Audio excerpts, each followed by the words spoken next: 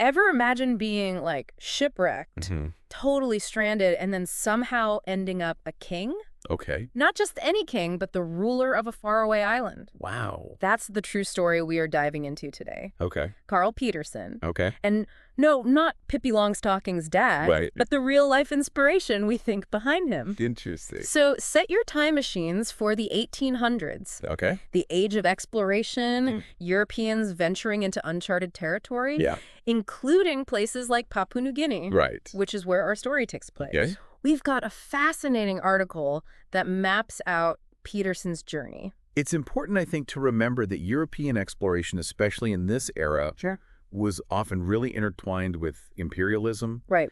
The power dynamics between these explorers and the indigenous populations they met were very complex. Right. Particularly in places like the Tabar Islands, where Peterson's story unfolds. That's a really good point. Yeah. Okay, so Carl Peterson, born in 1875 Okay. in a small town in Sweden. By 17, he's at sea, clearly not afraid of adventure. Wow. What's remarkable is he survives multiple shipwrecks before the one that, like, really reshapes his destiny. Really? Talk about resilience. Wow. Yeah, the perils of 19th century seafaring were very real. Right. Shipwrecks, tragically common. Yeah.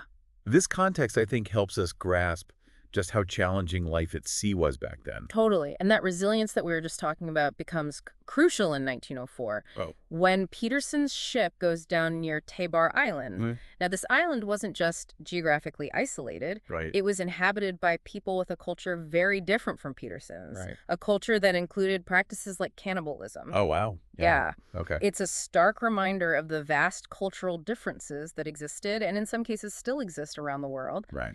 Yet Peterson not only survives, but thrives. He thrives. Wow. He wins over the island's ruler, King Lamry, Okay. even earning the nickname Strong Charlie. It makes you wonder what his strengths were. Right. Was it seafaring skills, Yeah. resilience, or elements of his background that resonated with these islanders? Right.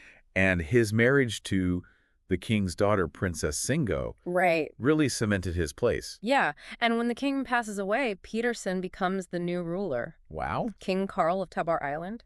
King Carl. But it wasn't all plain sailing from there. Right. He finds success turning the island into a coconut plantation, Oh. bringing a degree of wealth and prosperity. By all accounts, he was well loved by his people, but then tragedy strikes. His story is really, I think, a reminder that even those who achieve great things, who bridge cultural divides and lead with apparent success, still experience hardship. Right. Which is inevitable. Yeah. Singo dies in childbirth. Oh, The Great Depression devastates his plantation business. oh, wow. And Peterson himself is battling malaria. Right.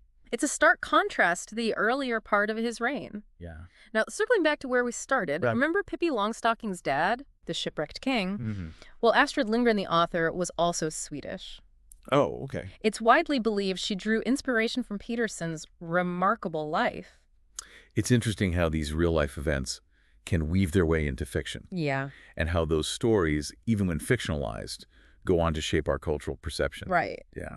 So what can we learn from Carl Peterson's incredible journey? It's a lot to think about. It's a story of survival adaptability and the unexpected ways human connection can form, even across vast cultural divides. It really, I think, leaves us with a lot to ponder. Yeah. Like, what does it really mean to bridge different cultures? Right. What can we take away from stories like Peterson's, especially given their complexities?